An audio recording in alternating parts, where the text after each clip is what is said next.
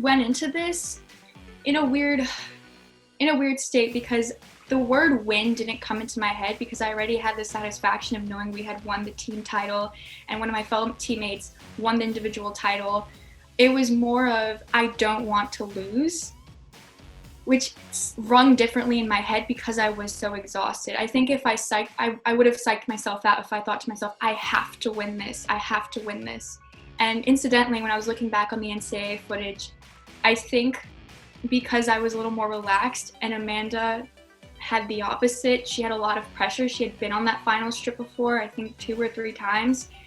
That's why the end result was what it was. Even though objectively on paper, she was a stronger fencer at that time. Saw non-combativity after a minute of the men's final, perhaps approaching the same here in the women's championship. And our referee does call halt at the 2-minute mark. I used the non-combativity to my advantage because going into those bouts, I knew there was no way I was going to attack. In fact, I was like texting my friends, one of my best friends in the crowds. I told her, watch this, I'm not going to attack. I can't attack, I have no energy left in me. And even Michael, you could see in the NCAA footage, he's like hiding a smile. I didn't think that she wasn't going to attack at all, and I was kind of confused why she didn't, but the non-combativity happened, I guess, because she refused to attack as well. And then she scored that one touch where it was 2-1, and that was like the cold shower that I needed because, again, I was getting too excited. Something had worked before my semifinal bout, and it had worked up until this point, and I realized I can't just sit back anymore. So my mind ran a blank, and I just went with instinct, and I attacked.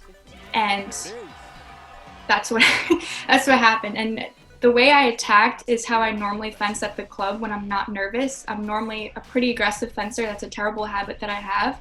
But I had been restraining myself the entire day because I just didn't want to lose. In that moment, there's 6 seconds left. There's no time to think, what if I don't land this? It was more of a, I have nothing to lose, even though I did have a title to lose. That wasn't my thought. And I just went forward. Halt is called, and 5-3 is the final in extra time. And Cebula is an individual champion and the first in women's épée for her program.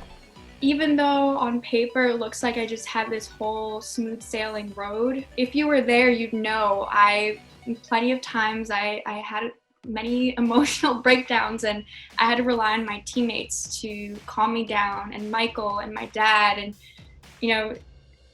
it was a rough day. So on paper it looks like it was smooth sailing, but in reality the results that I had was just the culmination of a lot of hard work, but also this whole team chemistry producing these results that I could have never imagined in my wildest dreams.